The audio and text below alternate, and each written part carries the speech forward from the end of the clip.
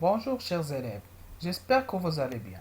Dans cette vidéo, nous allons voir une activité de lecture destinée aux élèves de la première année du cycle secondaire collégial, période 2, la narration et la description, séquence 6, raconter en décrivant, manuel l'heure de français. Aujourd'hui, on va travailler sur un texte qui s'intitule Pauvre Martin, dont les objectifs sont étudier le poème narratif, reconnaître les caractéristiques du poème narratif. Mais avant de commencer cette leçon, j'aimerais bien faire un petit rappel concernant la notion de description durant ce semestre. Alors, nous avons parlé de la description d'une personne, dans laquelle on a vu le portrait physique et le portrait en action.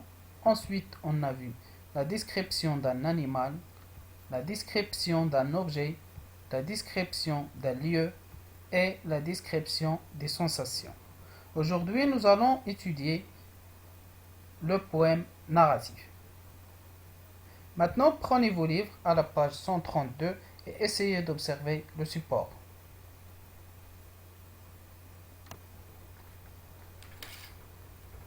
Quelles sont vos observations sur ce support-là? Oui, c'est très bien. J'observe un titre, une image ou bien une illustration, un texte et l'auteur ou bien le poète de cette chanson. Quel est le titre de ce texte? Parfait. Le titre de ce texte, c'est Pauvre Martin.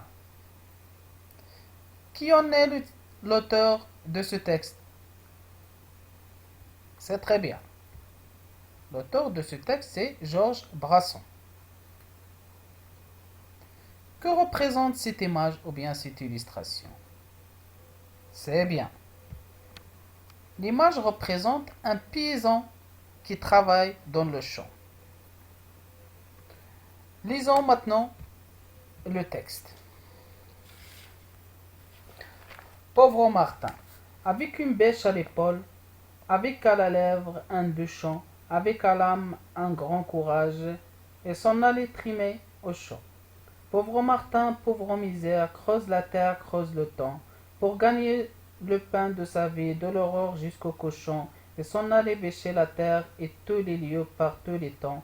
Pauvre Martin, pauvre misère, creuse la terre, creuse le temps, sans laisser voir sur son visage ni l'air jaloux ni l'air méchant. Il retournait le chant des autres, toujours bichant.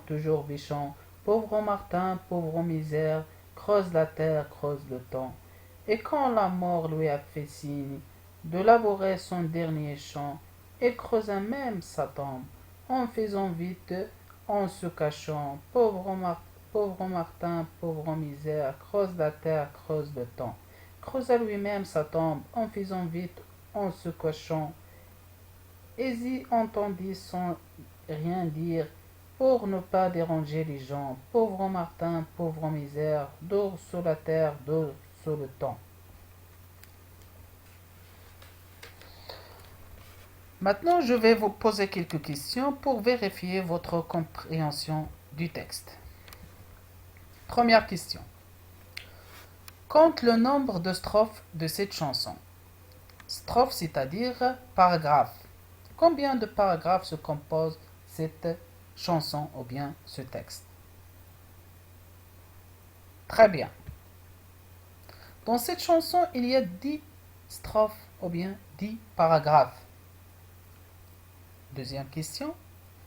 Compte le nombre de vers par strophe, c'est-à-dire combien de lignes dans chaque strophe ou bien dans chaque paragraphe. Très bien. Chaque strophe a 4 ou 2 vers. Il y a des strophes qui comportent 4 vers et il y a des autres qui comportent seulement 2 vers. Troisième question. Relève les 2 vers ou bien les 2 lignes qui se répètent dans le texte. Comment appelle-t-on cette reprise? Parfait.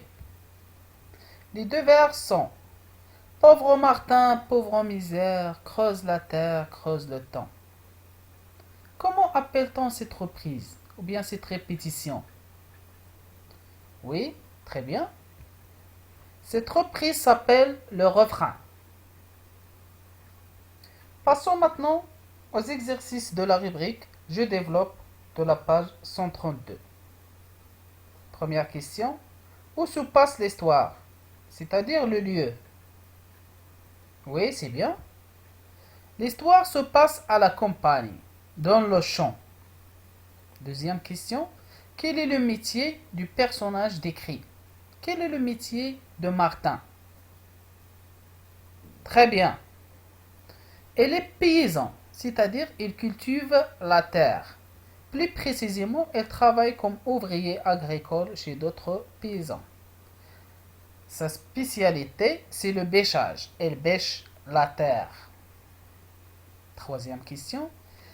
Quelle est sa condition? Comment vit-il? Très bien. Elle est pauvre. Il vit misérablement. Il vit dans une grande misère. Pauvre Martin, pauvre misère. Donc, il vit misérablement. Quatrième question. Comment se comporte-t-il? Bravo. Il travaille sans relâche, c'est-à-dire il travaille sans arrêt.